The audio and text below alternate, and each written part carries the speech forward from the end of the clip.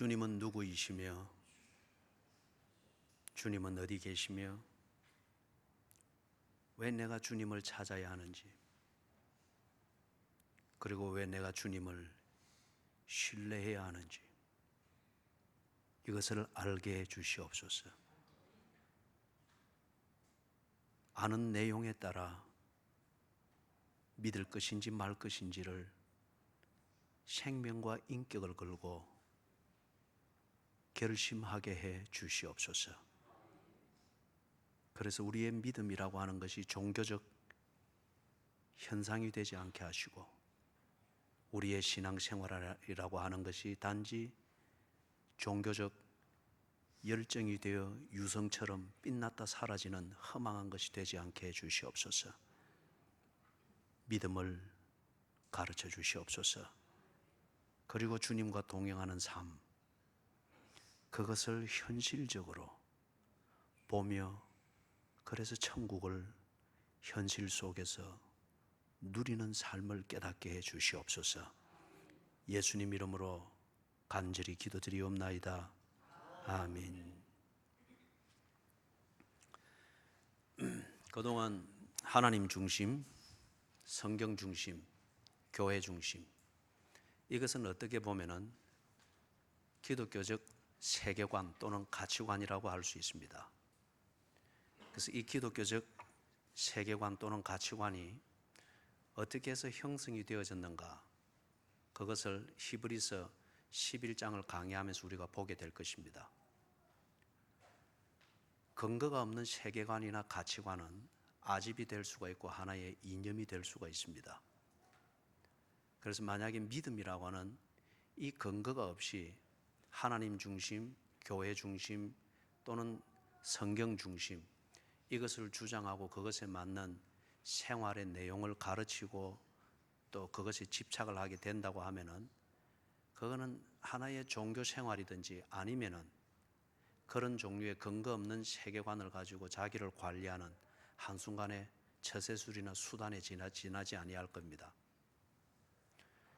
왜 하나님 중심, 성경 중심, 교회 중심이라는 이 가치관이 만들어질 수밖에 없는지, 그리고 그 가치관에 따라 사는 것이 옳을 수밖에 없는지는 이제 앞으로 몇 주간 히브리서 11장을 강의하면서, 믿음이 그렇기 때문에 그런 종류의 믿음이면은 그 믿음의 근거에서 사람이 사는 것 같으면은 당연히 그런 가치관과 세계관이 생성될 수밖에 없다 하는 것을 보게 될 것입니다.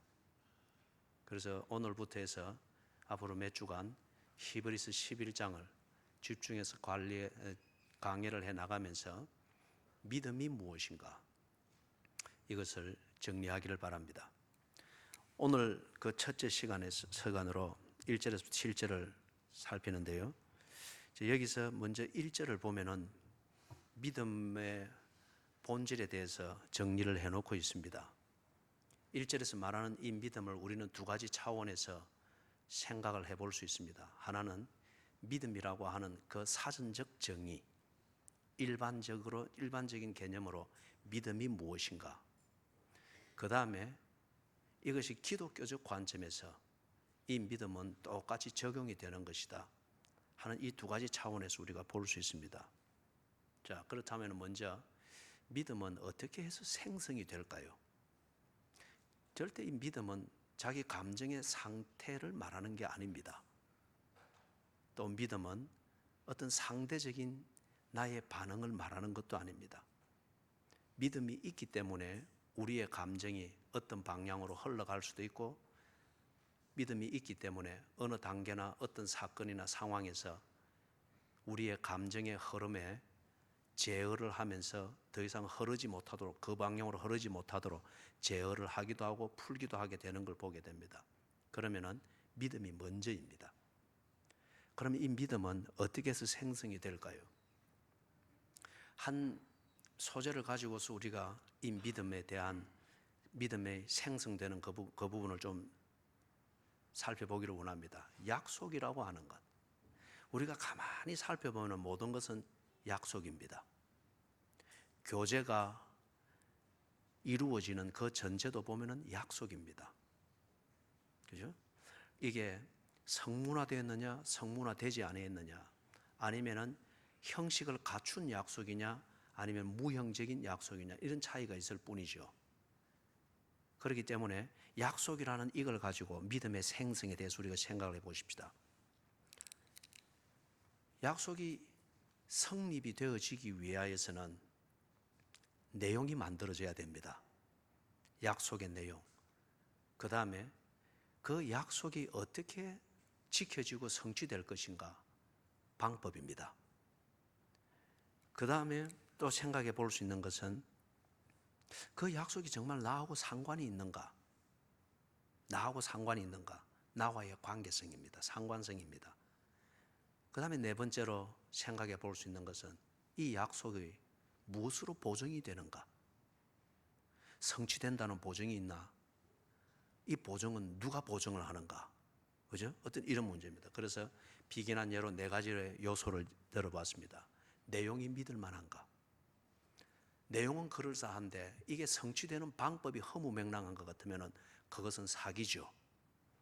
그러면 그 성취하는 방법이 신뢰할 만한가, 납득이 되는가, 내용도 좋고 방법도 확실하지만은 그게 이루어진들 내하고 아무 상관이 없다고 하면은 거기에 내 목숨을 걸고 좁게는 내 시간과 에너지를 투자할 이유가 없습니다. 나하고 상관이 없다고 하면은 그 약속은 내가 믿을 약속도 아니면 내 생활에 제어를 받을 만한 구속력이 있는 것이 될 필요가 없습니다. 이 앞에 세 가지가 다 그럴싸하다고 할지라도 이게 보증이 안 된다고 하면은, 그죠? 나중에 일에 대해서 아유 실수입니다, 아이고 이렇게 끝나버렸네요, 뭐 그렇게 되는 것 같으면은 뭐 도덕적으로 위안이 되고 타협은 될지 모르지만은 실제적으로는 그만큼 에너지와 시간은 소모되었습니다.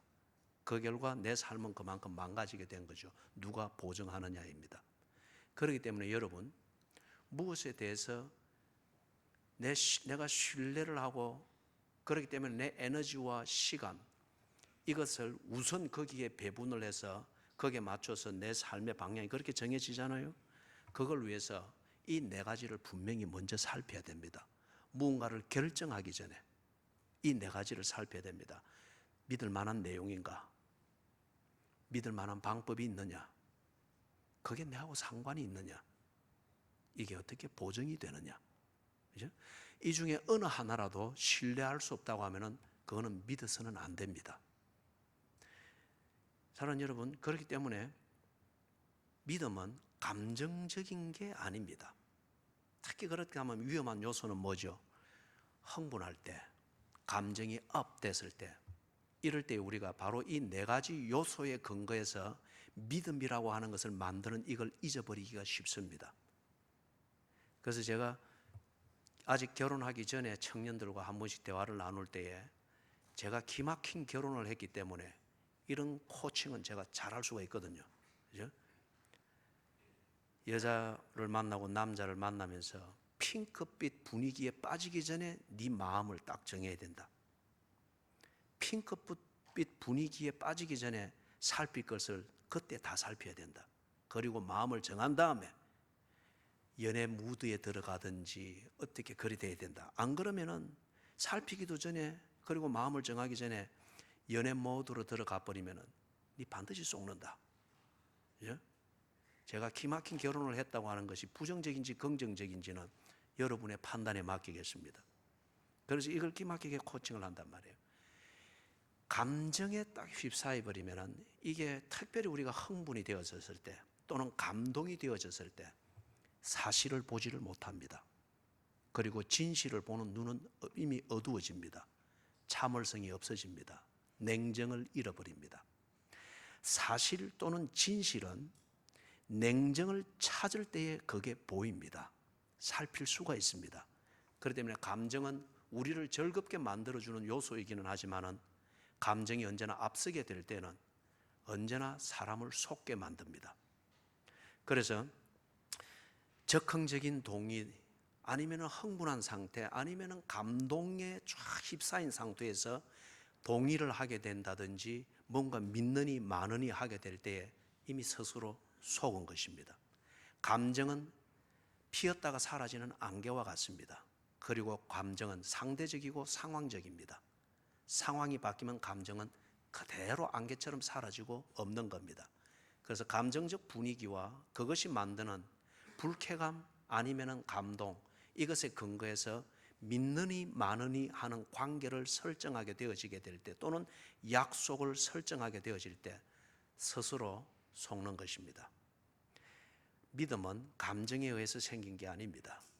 믿음은 사실에 대한 관찰에 의해서 생기는 겁니다. 특별히 그래서 앞에 4가지를 말씀드렸습니다. 믿을 만한 내용인가? 그 내용은 이루어지는 방법, 그 방법은 납득할 만한가? 나하고 상관이 있는가? 그리고 4번째, 이것을 누가 보증하는가? 만약에 이것을 하나님께 대입을 할 때에 하나님께도 이 4가지를 대입해 볼 때 이 4가지 중 어느 하나라도 모순이 된다고 하면은 하나님이 좋은 분일지는 모르지만은 내 인생을 들여서 그분과 관계를 맺을 만한 사람은 존재는 아닙니다. 나하고 상관이 없기 때문에. 예? 성경도 역시 마찬가지고 교회도 역시 마찬가지고 배우자를 결정하는 것도 역시 같은 원리입니다. 그래서 예수님이 그렇게 말씀을 하셨죠. 이것을 철저히 배제를 하면서 사람들이 예수님이 하는 기적을 보고 또는 설교를 듣고 흥분하고 감동에 휩싸이고 또는 충격을 받아서 내가 어디든지 이제는 예수님을 따라가며 예수님과 함께 하겠습니다. 그렇게 하니까 예수님이 절대 감정적 동의나 그런 것에 예수님은 휘둘리지 아니했죠. 한 번은 그렇게 말씀을 했습니다. 감동에 휩싸여서 예수께 몰려오는 자들에게, 새도 제 집이 있고 여우도 굴이 있으되 인자는 머리 둘 곳이 없도다. 예수님이 하는 것을 보고 하는 설교를 들어볼 때 예수와 함께 있으면은 민생고 문제는 거뜬하게 해결될 뿐만 아니라 그런 면에서 우위를 차지할 것 같다는 기대가 확 생긴 거예요. 그 기대는 검증되어지지 아니한 채 지 감정에서 솟아난 피어난 뭉게구름과 같은 기대입니다. 거기에 대해서 허상을 깨라고 하는 그 의미에서 예수님이 그 말씀을 한 거예요. 네가 찾는 집이 내게 있는 것이 아니다. 네가 찾는 굴이 내가 주고자 하는 목적이 아니다. 인자는 그런 면에서는 머리 둘 곳이 없는 자니라. 다른 한 곳에서 그렇게 말씀을 합니다. 아주 냉철하고 산술적으로 말씀을 하셨죠. 전쟁을 나가는 사람이 이길 것인지 질 것인지 군비를 계산하면서 그걸 먼저 사전에 따져보지 않겠느냐? 그래서 성산이 없으면 전쟁을 하지 않느니라. 네가 나를 따르겠다고 하는데 계산을 해봤느냐? 나를 따라서 얻을 것이 무엇인지, 그리고 네가 잃을 것이 무엇인지 그것을 계산을 해봤느냐? 냉철하게 따져봤느냐? 그리고 그 결과, 그 사실에 근거해서 네가 나를 지금 따르겠다고 하는 것이냐? 아니면은 먼 발치에서 내 한번 보고 아니면 내 설교 한 편 듣고 감동해서 그럴 것 같다 하는 기대감을 가지고 나를 따르겠다느냐? 그러지 말아라. 계산해 보아라. 나를 따라서 얻을 것이 무엇인지, 그리고 나를 따를 때 네가 잃을 것은 무엇인지 계산해 봐라. 그리고 그 계산을 네가 받아들일 수 있다고 하면은 그러면 나를 쫓아라. 예수님이 그 말씀을 하셨습니다. 이게 무슨 말씀이죠? 앞에서 했던 그 원론적인 얘기였습니다. 예수님은 당신의 실체를 확연하게 보게 하셨습니다. 분위기로 휩싸여서 지편을 만들려고 하는 그런 교주가 아니었습니다. 예수님이 누구이시며 무엇을 하고자 하는가, 그 실체를 확연하게 볼 수 있도록 해주었습니다. 자세히 보아라. 그리고 나를 믿을 만한 사람인지 아닌지 따져보아라. 그리고 그 결과에 근거해서 나를 믿든지 아니하든지 결단해라. 사랑하는 여러분, 믿음은 감정적 동의에서 생긴 것도 아니고 믿음은 내 기분의 어떤 상태를 말하는 게 아닙니다. 믿음은 사실에 근거한 나의 결단입니다. 그렇기 때문에 믿음을 바로 가지기 위해서는 믿을 것인가 말 것인가를 두고 견주고 있는 그 상대방의 실체를 보아야 됩니다. 실체를 보아야 됩니다. 하나님을 믿을 것인가 말 것인가, 예수를 믿을 것인가 말 것인가, 성경을 믿을 것인가 말 것인가, 그렇다면 자꾸 좋은 분위기, 내가 동의할 수 있는 분위기를 쫓아 헤매지 말고 성경의 실체를 보십시오. 그리고 하나님의 실체가 무엇인지를 보도록 하십시오. 예수의 실체가 무엇인지, 그분이 하는 일의 실체가 무엇인지 그것을 보도록 하십시오. 예수가 한 약속의 내용이 뭔지, 그 약속을 이루는 방법, 그것은 정말 믿을 만한 것인지, 예수가 정말 나와 상관이 있는지, 그리고 예수가 한 약속은 누구에 의해서 보증이 되는지 실체를 살피십시오. 그런 다음 예수를 믿을 건지 말 건지, 그게 동의가 되어지면은 내 감정은 부정적일지라도, 예수에 대해서 부정적일지라도 내 지성과 의지는 그것에서 정리가 될 수 있을 겁니다. 우리의 감정의 영역이 우리의 지성과 의지에 의해서 방향이 잡히고 통제되어질 때 그 사람을 가리켜서 성숙하다 그리 말합니다. 인간관계에 있어서도 믿을 수 있는 사람은 감정의 사람이 아니고 지성과 의지로 자기를 컨트롤할 수 있고 상황에서 자기 자신을 제어할 수 있는 사람, 그런 사람을 우리가 믿을 수 있는 사람이라 그리 말하죠. 그렇기 때문에 믿음은 감정에서 생긴 게 아닙니다. 또 믿음은 그룹이 만드는 그 분위기에 적응하는 이것도 아닙니다. 믿음은 내가 살핀 사실에 근거한 나의 결단입니다. 나의 결단입니다. 자, 그렇기 때문에 믿음은 바라는 것들의 실상이요 보이지 않는 것들의 증거라고 합니다. 같은 내용을 두 개의 다른 표현으로 하고 있습니다. 저게 히브리인들의 시적 표현입니다. 시편에 보면 저런 표현들이 대단히 많이 나오죠. 같은 내용을 말하는데 이걸 강조하기 위해서 아주 아름다운 표현으로 다르게 반복해서 표현하는 겁니다. 그래서 바라는 것들 또는 보이지 않는 것, 저것은 뭐냐? 희망입니다. 기대입니다. 사람이, 우리의 인생이라고 하는 것은 방향성을 가지고 그리고 그 방향을 따라 움직이는 운동성이 있습니다. 이게 우리의 의지, 목적에 집중되어지는 의지가 없을 때 사람이 그냥 그 운동성이 주는 관성의 법칙을 따라 살게 되죠. 이런 사람들처럼 참 막연하고 재미없고 비겁한 사람들이 없어요. 관성의 법칙이 뭔가는 여러분들이 중학생들의 과학 서적을 뒤져보면 나올 겁니다.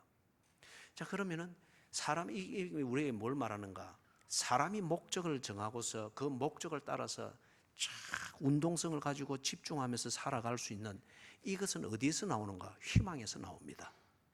희망은 삶의 방향입니다. 희망은 삶의 추진력입니다. 그리고 희망은 삶의 지배함입니다. 그렇기 때문에 희망이 불확실하면은 그 사람은 어느 단계에 가서 기압의 영향으로 바람이 빠지면서 주저앉는 에드블룬과 같습니다. 풍순과 같은 거요. 희망이 확실할 때에 그 사람의 삶의 내용과 방향과 추진력은 끝나지 않습니다. 그죠? 그래서 희망이 그 사람을 살리는 거죠. 그런데 이 희망은 어디서 나느냐? 믿음에서 납니다. 그렇기 때문에 여러분, 믿음은 anchorage, 닷과 같습니다. 이것으로부터, 이 기초에 딱 매여 있는 닷을 그는 고리와 같은 거예요.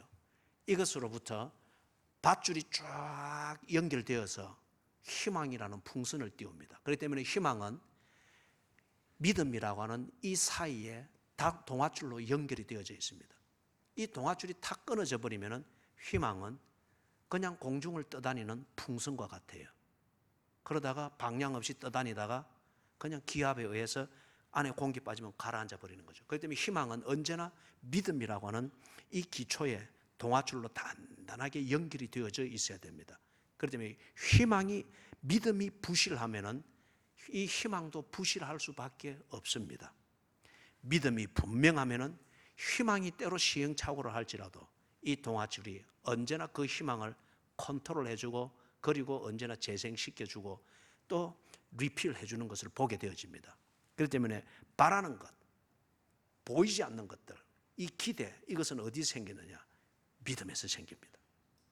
자, 그렇기 때문에 여러분, 이 믿음이 앞에서 말한 대로 분명하고, 그렇기 때문에 내가 이리 살아야 되겠다, 이런 꿈을 꾼다, 이런 희망을 가진다, 그 희망은 반드시 이루어질 수밖에 없는 겁니다. 그렇기 때문에 바라는 것들의 실상이요 보이지 않는 것들의 증거다. 그렇게 말을 합니다. 자, 여기서 우리가 한 가지 조심해야 될 것. 여기서 말하는 희망, 즉 바란다, 보이지 않는다. 기독교에서 또는 말하는 이런 소망, 희망. 이게 믿음하고 상관없는 것이 되어질 때에, 아니면 잘못된 믿음으로부터 이 희망이 만들어지게 될 때에 사람이 좌절하게 됩니다. 자살도 실패한 희망의 반대 급부에 지나지 않습니다.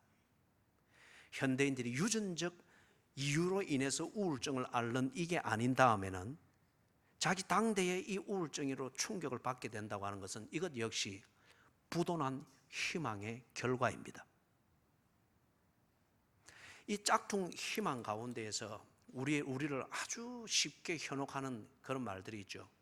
낙관주의 또는 긍정적 사고방식, 옵티미즘 또는 포지티비즘. 낙관주의 또는 긍정주의, 이것은 성경이 말하는 희망이 아닙니다.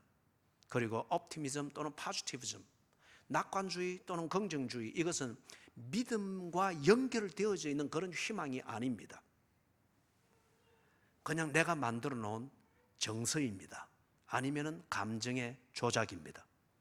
전쟁 포로들이 낙관주의라고 하는 이걸 가지고, 또는 긍정적 사고방식이라는 이걸 가지고 그 인텐시브 캠프, 강제 노동 수용소에서 살아남기 위해서 자기 관리를 많이 한다고 합니다. 그런데 아이러니하게도 이러한 낙관주의와 긍정주의적 사고방식 때문에 오히려 그 안에서 자살하는 전쟁 포로들이 또한 많다고 합니다. 여러분, 대탈옥이라고 하는 영화를 보셨어요? 스티브 맥퀸이 주연으로 나와서 그렇게 하는 아주 좋은 영화입니다. 내 보기에는 좋은 영화예요. 거기서 한 사람이 스티브 맥퀸 이 주인공하고 아주 친했던, 같은 캠프에서 그렇게 하던 아주 유머도 풍부하던 스코틀랜드 군인 출신의 이 전쟁포로가 크리스마스가 지나면서 자살해서 죽습니다. 고압 전류가 흐르고 있는 철조망을 뚜벅뚜벅 걸어가면서 경계 초소에서 그 경고 사격을 해도 그대로 달려가서 철조망을 기어오르면서 그냥 그대로 고압 전류에 타서 죽어버립니다. 그 이유는 이 친구가 늘 유머가 풍부하고 동료 포로들에게 막 격려하고 이래 했는데, 그때 언제나 하는 말은 이번 크리스마스가 지나면 우리가 특사가 되어서 풀려날 것이다. 아니면 이번 크리스마스가 지나면서 연합군에 상륙이 오고 이 감옥은 해방이 될 거다. 이걸 간절히 믿은 거예요. 그래서 아주 즐겁게 지냈는데 아무 소식이 없는 거예요. 고향에 간다는 이게 낭망이 돼버린 겁니다. 그래서 그 극단적인 판단력을 잃어버리고 탈옥을 그런 식으로 백주대낮에 하다가 그렇게 죽어버린 겁니다. 낙관주의는 그런 겁니다. 옵티미즘. 긍정주의적 사고방식도 역시 그런 겁니다. 믿음에 근거하지 아니한 채 잘 될 거야, 해낼 수 있을 거야, 나는 괜찮을 거야. 안 괜찮습니다. 이미 실패하고 있는 당신의 주문일 뿐입니다. 희망은 믿음이라는 이것에 밧줄로 연결되어져 있어야 됩니다. 그럴 때 이 희망이 기류가 변하고 기압이 변하는 여기서 휘휘 돌고 그렇게 될 때에 이 믿음에 딱 연결되어 있는 밧줄이 희망을 언제나 다 컨트롤해 주는 겁니다. 그렇기 때문에 폭풍과 또는 태풍의 눈 속에서 이 희망의 풍선이 있을지라도 이 밧줄이 딱 견고하게 붙잡아 매어주고 있는 거예요. 그래서 여기 지금 바라는 것들의 실상이요 보이지 않는 것들의 증거니, 만약에 하나님의 약속이 그 내용이 신실하고 그 내용대로 이루는 그분의 방법이 전능하심으로 확실하고, 하나님은 나의 하나님인 것이 분명하고 나를 위해서 일하는 것이 분명하고, 이것을 누가 보증하느냐? 하나님 당신이, 천지를 창조하신 하나님 당신이 보증하는 것이라고 하는 것 같으면은 이 위에 나는 이렇게 살리라 희망을 가져도 좋다는 거예요. 그리고 그 믿음이 보증하는 희망인 이상, 그 희망이 나를 나되게 만드는 것이 아니라, 내 미래를 결정하는 것이 아니라 이 희망을 보증하게 한 그 믿음의 하나님이 이 믿음이, 이 희망이 실상이 되게 하고 증거가 되게 한다는 거예요. 2절입니다.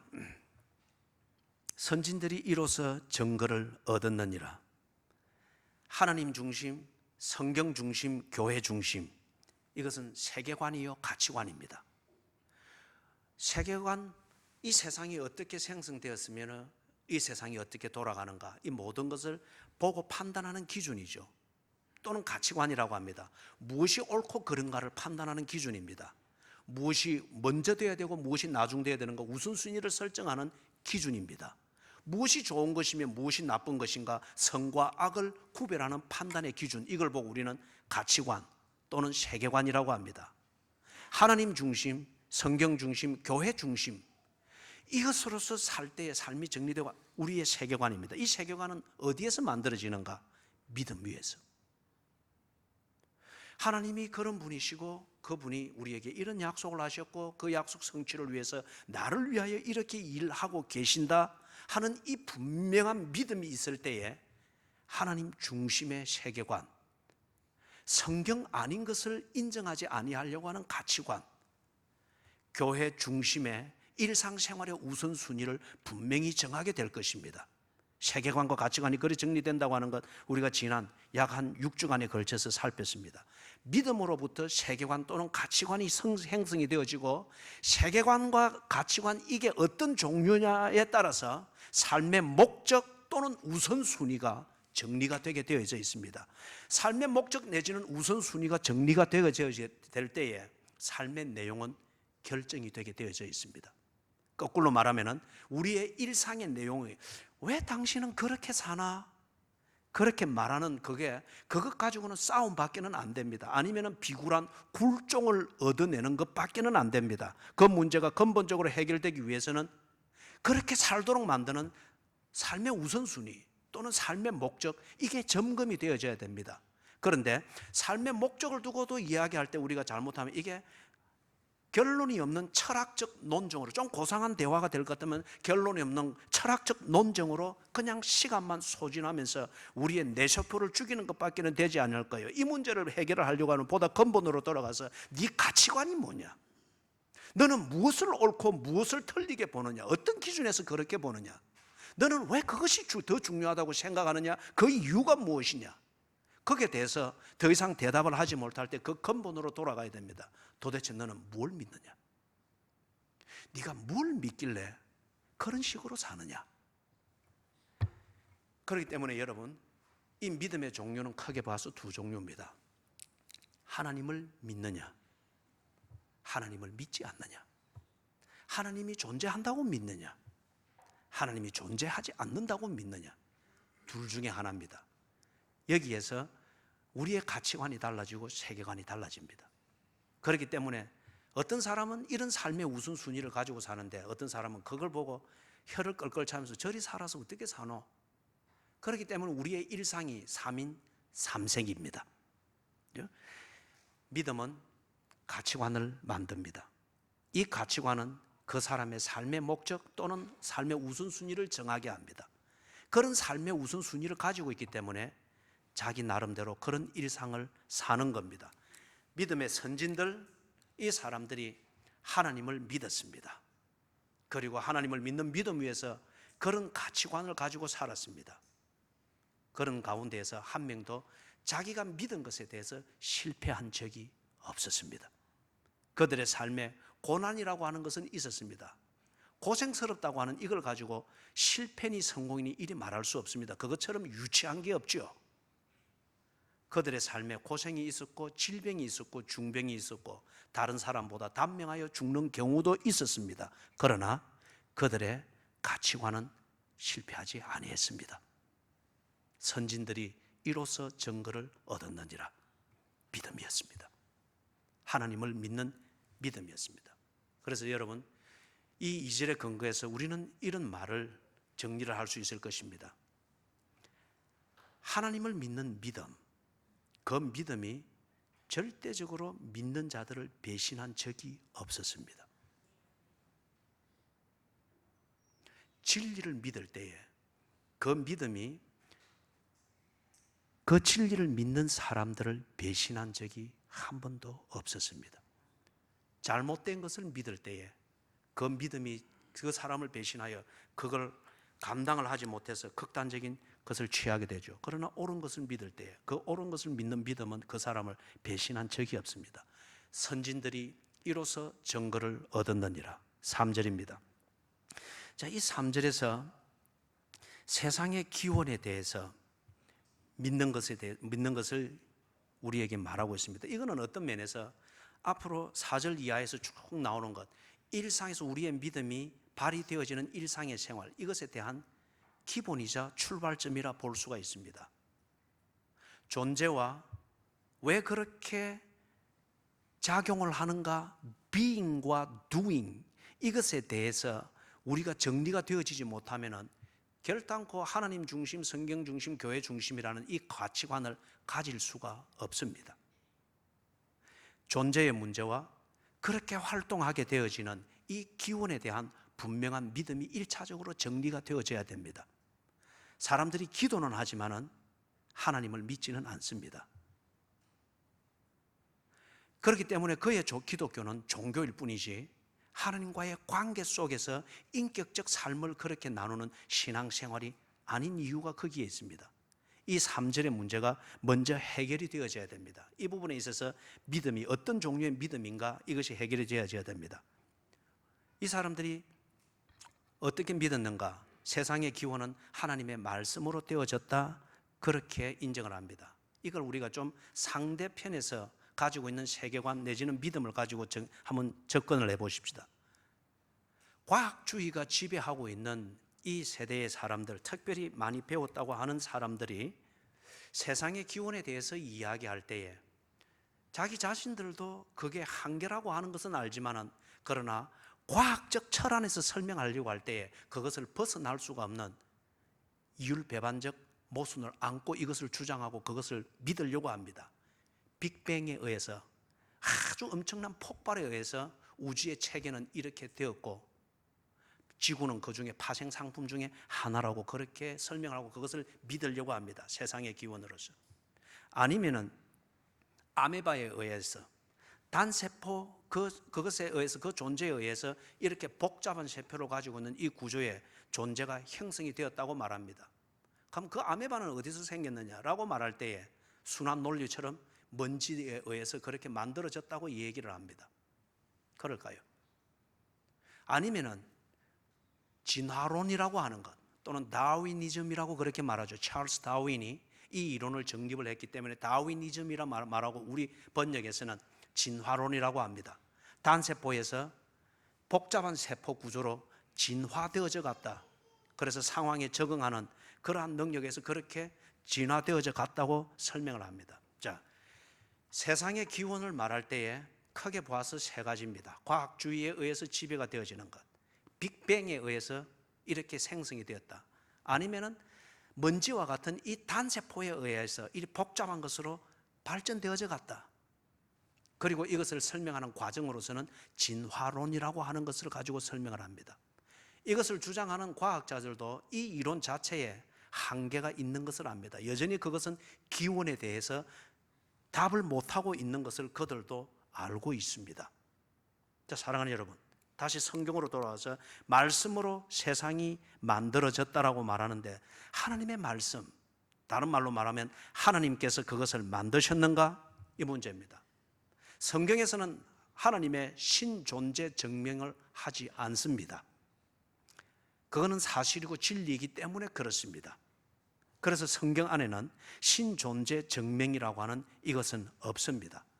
하나님이 존재하시고 그렇게 일하신다고 하는 사실을 전달하고 보여주고 있을 뿐입니다. 자, 보십시다. 창세기 1장 26절을 보면 하나님이 사람을 지으실 때에 어떻게 지었다고요? 그 형상대로 지었다고 했습니다. 형, likeness, 상, image. 보이는 것과 보이지 아니하는 것. 다시 말해서 우리 존재의 꽃이라고 할 수 있는 인간의 이 존재의 기원은 어디서 왔느냐? 하나님의 형과 하나님의 상, 이것을 따라서 되어졌다고 하는 것입니다. 그러면 그 존재가 먼저 있었다는 거죠. 하나님의 형상이라고 하는 것. 자, 그런데 여러분 보세요. 하나님 안에 being, B-E-I-N-G, 그리고 doing, D-O-I-N-G, 존재와 행함이 하나님 안에 있었습니다. 존재와 행함이라고 하는 이것이 있기 때문에 이 둘 중에 어느 하나라도 없으면 존재는 온전하지 못합니다. being과 doing, 존재하심과 행하심이 하나님 안에 있었습니다. 그렇기 때문에 하나님 안에 관계가 있었습니다. 관계가 있다고 하는 이것이 뭘 의미하는가? 목적과 의미가 있다고 하는 것을 의미합니다. 다시 정리합니다. 하나님 안에 being과 doing, 존재하심과 행하심이 있었습니다. 그렇기 때문에 그 안에서 관계라고 하는 것, 교제 말이에요. 이게 있었고 거기에 있으니 목적과, 존재의 목적과 그렇게 행하는 것의 목적, 그 의미가 있었습니다. 자, 그것을 이렇게 설명할 수 있습니다.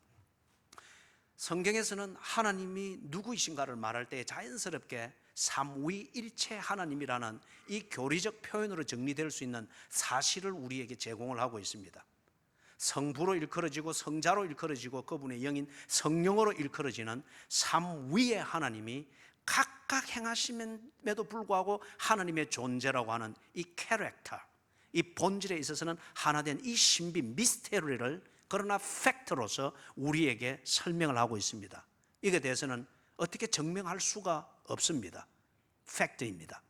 자, 그런데 이 안에서 이렇게 보니까 여러분, 하나님이 말씀하셨습니다. 이 피조물이라는 존재가 없을 때 그러면 말씀하시는 하나님은 누구에게 말씀했을까요? 성부는 성자에게 말씀하셨고, 성자는 성부에게 말씀하셨고, 성부는 성령에게 말씀하셨고, 성령은 성부와 성령에게, 다시 말해서 삼위일체라는 이 하나님의 존재 안에서 말씀하심이라고 하는 이 교제가 있었던 겁니다. 그렇기 때문에 그분의 형과 상을 따라서 지음받은 우리에게 말함이 있고, 눈에 보이지 않는 하나님이나 존재하심과 행하심 속에서 하나님과 교제함, 말씀하시고 말씀을 듣고 하나님께 기도로 대화를 드리고 그분으로부터 듣는 이게 있는 겁니다. 그분의 형상대로 지음을 받았기 때문에 하나님 안에 말씀하심이 있었습니다. 삼위 하나님 가운데 교제라고 하는 이것 말이에요. 그 다음에 여러분, 다른 예를 들면 이렇습니다. 하나님의, 성경에서 말할 때 하나님의 별명을 뭐라 말하죠? 요한 1서에서 하나님은 사랑이라 그럽니다. 사랑은 천상천하 유아 독존일 때에 사랑은 존재하지 않습니다.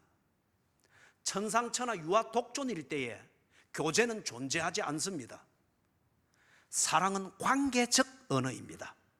관계가 없다고 하면, 그리고 그 관계에서 교제라고 하는 것이 이루어지지 않는 것 같으면 사랑, 인내, 용서, 친절, 어떤 이런 것들은 성립이 될 수가 없습니다. 하나님은 사랑이라고 합니다. 그렇다고 하면 만약에 하나님이 한 개체로 존재했다고 하면 하나님이 어떻게 사랑일까요? 하나님은 삼위 하나님이십니다.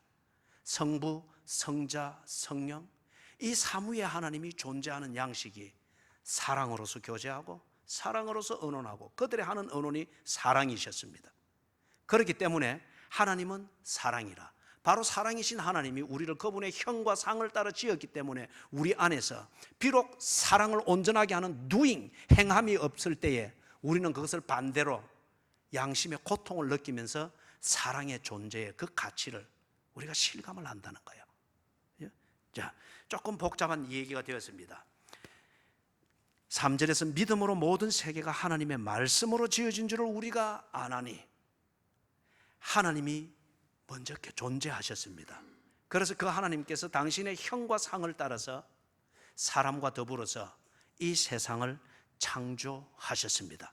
그렇기 때문에 이 세상 안에 사랑이 있고 교제가 있고 목적이 있고 의미가 있고, 이것 앞에서 사람은 고통이 있고 반성이 있고, 그리고 이것이 있기 때문에 성취감이 있고 성취를 위한 몸부림과 같은 삶이 있는 겁니다. 그래서 바로 그 교제함과 그 예 중에 하나로 사랑이 하나님 안에 있었다고 하는 이것을 우리가 보았습니다. 하나님 안에 being, 존재하심과 doing, 행하심이 있었습니다. 그리고 이 존재하심과 행하심은 서로 간의 관계에서 이루어지고 있었고 관계가 있었기 때문에 목적과 의미가 있었습니다. 그 하나님이 세상을 창조했기 때문에 이 세상 안에 목적을 찾기 위한 철학적 몸부림이 있고, 그리고 이 세상 안에 관계를 개선하기 위한 사회적 몸부림이 있고, 그 안에서 좌절감도 있고 그리고 성취감도 있는 이유가 바로 하나님이 말씀으로 세상을 창조했다고 하는 이 진리를 입증하는 것입니다. 진화론 또는 빅뱅 아니면 아메바 이론을 가지고서 이 세상의 기원을 설명하려고 하는 것은 하나의 세계관일 뿐입니다. 그 세계관은 어디서 나오는가? 하나님이 없다라고 믿는 그 믿음에서 만들어진 세계관입니다. 4절입니다. 이제 4절 이하에서부터 그 예들을 쭉쭉 들고 있습니다. 믿음으로 아벨은 가인보다 나은 제사를 드렸다. 자, 그러면 여기서 아벨은 무엇을 믿었을까요? 아벨은 관계의 하나님, 아벨 자신과 관계가 있는 하나님을 믿었습니다. 앞에서 우리가 1절에서 이야기할 때 말했죠. 나와 상관이 없다고 하면은 그것에 대해서 좋다고 찬사, 공치사는 해줄 수 있을지 모르지만은 내가 그것을 위하여서 시간과 에너지를 들일 이유는 없습니다. 고민할 이유는 없습니다. 아벨이 가인과 달리 고민하며 제사를 드리고 제물을 만들었던 것은 하나님과의 관계를 믿었기 때문이었습니다. 그렇기 때문에 그분에게 어떻게든지 욕이 되지 아니하고 그분에게 뭔가 존경이 전달이 되어질 수 있고 그분에게 뭔가 기쁨이 될 수 있는 것으로 나름대로 준비했습니다. 우리가 창세기 4장에 나오는 아벨과 가인의 이 제사가 받아지고 하나는 버림을 당했다고 하는 이걸 가지고서 양을 잡아 제사를 했기 때문에 받아들여졌다, 그리 말할 수가 없습니다. 아벨의 제물이 보다 더 잘 갖추어졌기 때문에 그리 말할 수도 없습니다. 원래 여러분 종교적 열정을 가지고서 그 치성으로 드려지는 제물이 보면 더 빛납니다. 아벨의 제물은 그 면에서 가치가 있어서 하나님께 받아들여진 게 아니고, 아벨은 하나님이 나와 관계하고 계신다는 것을 믿었습니다. 그렇기 때문에 하나님에 대하여서 나아갈 때에 인격적으로 나아갔습니다. 그렇기 때문에 그 하나님이 아벨을 인격적으로 받아들인 겁니다. 그렇지만 가인은 역시 제사는 드렸지만 가인의 제사는 종교적 제사였습니다. 아벨은 하나님께, 우리 흔히 젊은이들이 하는 표현으로 하면 하나님께 꽂혔습니다. 그의 예배와 그의 제물은 꽂혀있는 그 하나님께 합당하도록 만드는 고민이었습니다. 그러나 가인은 종교적 수순과 종교적 의무감을 행하는 것에 지나지 아니했습니다. 종교적 심벌로서 하나님을 이해했을 뿐입니다. 자, 그렇기 때문에 이 믿음대로 아벨은 그 실상을 보았고 증거를 보았습니다. 그 실상과 증거가 뭐죠? 그가 죽었으나 그 믿음으로서 지금도 말하느니라. 다시 말해서 아벨이 믿었던 대로 하나님은 나와 인격적 관계를 가지고 교제하신다, 검증이 되었습니다. 역사와 수많은 사람들을 거쳐오는 동안에 아벨이 믿었던 그대로 하나님의 존재와 행하심은 그렇게 검증이 되고 확인이 되면서 아벨처럼 하나님께로 나아가는 하나님의 자녀들을 양산하고 있는 것을 보게 됩니다. 그렇기 때문에 그가 죽었으나 그 믿음으로서 지금도 말하느니라. 여러분이 드리는 이 예배가 아벨이 하나님의 관계를 믿고 드리던 그런 제사와 같은 예배이기를 주님의 이름으로 축원합니다. 5절을 봅니다. 에녹의 경우를 5절과 6절에서 이야기를 합니다. 에녹은 그러면 무엇을 믿었을까요? 에녹이 믿었던 것은 6절에 나오는 것처럼 그가 계신 것과 자기를 찾는 자들에게 상 주시는 이심을 믿었습니다. 두 가지입니다. 그가 계신 것과 상 주시는 이심을 믿었습니다. 그렇기 때문에 5절에서 나오는 것처럼 에녹은 하나님을 기쁘시게 하는 그 중심을 가지고서, 그 세계관을 가지고서 그의 일생을 그런 일상으로 살았던 겁니다. 이걸 창세기 5장에 보면은 에녹의 그 얘기를 나눌 때 거기서는 하나님과 동행하더니 He walked with God. 이걸 지금 히브리스에서는 He pleases God. 그렇죠, 여러분. 하나님을 기쁘시게 하고자 함, 이게 내 중심이 되고 내 가치관이 되지 아니할 때에 하나님과 동행한다, 새벽 기도한다, 가정 예배 드린다, 식사하면서 기도한다, 특히 그것도 경쟁심이 치열한 직장이나 어떤 그런 거래 자리에서 앉아서 그 빵 하나를 뜯고 하나님 앞에 잠시라도 기도한다, 어려운 얘기예요. 그분과 동행한다. 그죠? 하나님을 기쁘시게 하는 것, 이게 내 삶의 의미며 이게 목적이라는 이 가치관이 정리가 안 되면은 그분과 동행하는 것 불편하기 짝이 없습니다. 예? 여러분 그렇잖아요. 우리 사람 간에 사귀어 봐도 그 사람을 위해서 내가 뭔가를 해줘야 될 필요를 전혀 못 느낄 때에 그분과 함께 있는 것, 악수를 하는 것, 웃으며 대화를 잠시라도 하는 그 시간 자체가 얼마나 부담스럽고 힘이 들어요. 에녹이 하나님과 동행했다, 함께 걸어갈 수 있었던 것은 하나님을 기쁘시게 하고자 하는 이 가치관이 그에게 정리되어 있었기 때문에 그랬습니다. 자, 이게 어디서 나왔는가? 앞에서 우리가 보았던 것처럼 에녹은 그가 계신 것을 믿었습니다. 이 말은 모든 종교는 신이 있다고 믿습니다. 그런데 그 신이 누구냐라고 물으면 대답을 못합니다. 그냥 신이 없으면 안 되는 인간의 한계를 언제나 경험을 하기 때문에, 그러나 그 한계에서 굴복하기를 원치 않습니다. 그래서 이 한계를 벗어나려고 하면 인간이 아니라 신이 있어야 한다는 이걸 필요성을 가지고 신을 요청을 하는 거예요. 그게 종교입니다. 그러나 그 신이 뭔지를 모릅니다. 귀신인지 삼신할매라 일컫는 건지 무당의 신인지 조상신인지 아니면 명태 대가리만 와서 쏙쫙 먹고 가는 하수구만 들락날락하는 그런 종류의 귀신인지 모르는 거예요. 그러나 신이 있다고 믿고 싶은 거예요. 그게 종교입니다. 그러나 에녹은 그러지 않았습니다. 그가 계신 것과 하나님이었습니다. 창조의 하나님이었습니다. 우리말로 말하면 성경에서 말하는 하나님이었습니다. 만복의 근원 우리 하나님을 찬양할 때에 만복의 근원 되신 하나님께서 세상에서 사랑할 자가 나 하나밖에 없는 듯이, 어거스틴이 그렇게 경험을 했던 것처럼 나 하나밖에 없는 듯이 만복의 근원이신 하나님이 나를 지켜보시며 그 찬양을 받으시며 함께 감동하여 천군 천사들을 움직이는 그 하나님, 그가 계신 것과 종교적 신들이 아니라 바로 그 하나님을 에녹은 믿었습니다.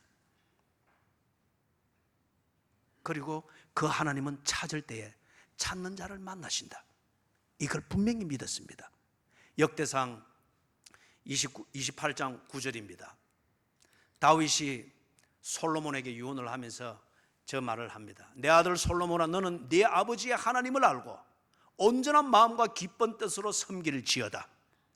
여호와께서는 모든 마음을 감찰하사 모든 의도를 아시나니.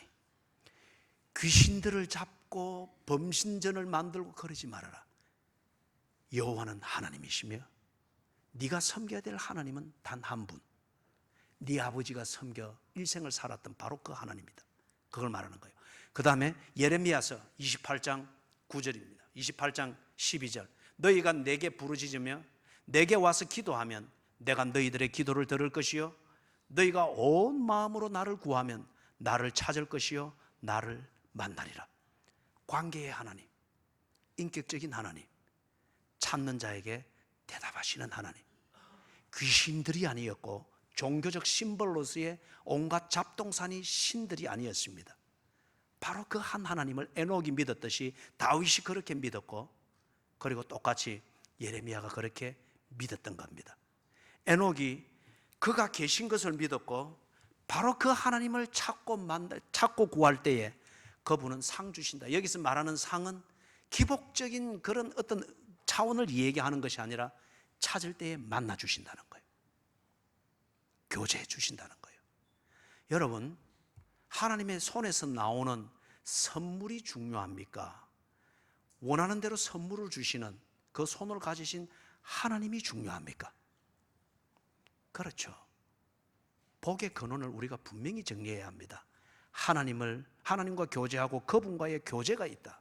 하나님과의 관계가 있고 그 관계에서 하나님과 교제하고 있다. 내가 인간답게 사는데 필요한 모든 것은 이미 다 얻은 겁니다. 그죠? 그래서 상 주시는 이시다. 하나님을 찾고 구할 때에 그분이 만나 주시고 그분이 챙기신다는 거, 이걸 믿었기 때문에 에녹은 하나님을 기쁘시게 하는 이 가치관을 가지고 살았고 하나님과 동행하는 것이 그의 전부였습니다. 그래서 그의 믿음대로 실상과 증거를 보았는데 5절에 나오는 것처럼 죽음을 보지 않고 옮겨졌으니 하나님이 그를 옮기심으로. 여러분, 이거는 신비입니다. 이거는 신비예요. 자, 이걸 이렇게 우리가 간단하게 정리할 수 있습니다. 에녹이 하나님을 믿고 하나님을 기쁘시게 하는 마음, 그거 가치관에 사로잡혀서 그분께 집중할 때에 하나님이 살아계시고 하나님이 그를 계시했었기 때문에 반드시 만나시고 응답하시죠. 그래서 하나님이 에녹을 기쁘게 했습니다.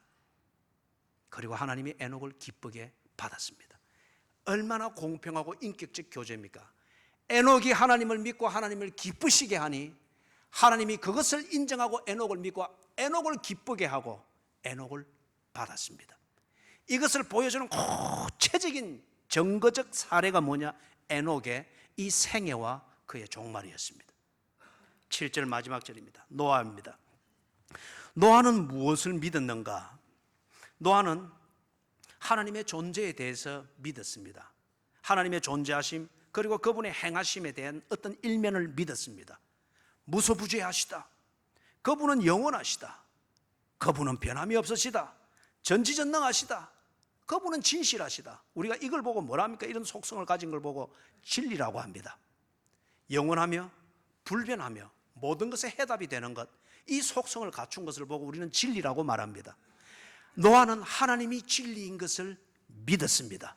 그렇기 때문에 그 시대 상황에서 볼 때에 경기의 흐름과 환경의 흐름과 모든 사람들의 사회적 어떤 그런 통념을 볼 때에 너무도 생뚱맞고 어울리지 아니하는 하나님의 말씀이지만 하나님의 말씀을 믿었습니다.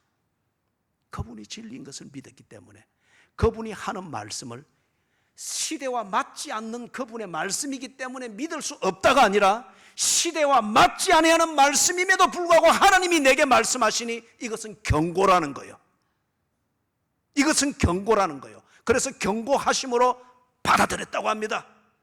그리고 경외함으로 존중하고 인정하고 때로 두려운 마음을 가지고 우선순위를 정함에 있어서 상황에 한 번이라도 떠내려가지 않도록 언제나 그 경고하심의 말씀을 중심으로 하여서 시대와 맞지 않으나 그것에 맞도록 우선순위를 정하여서 했는데 그게 뭐냐? 방주를 지었다는 거예요.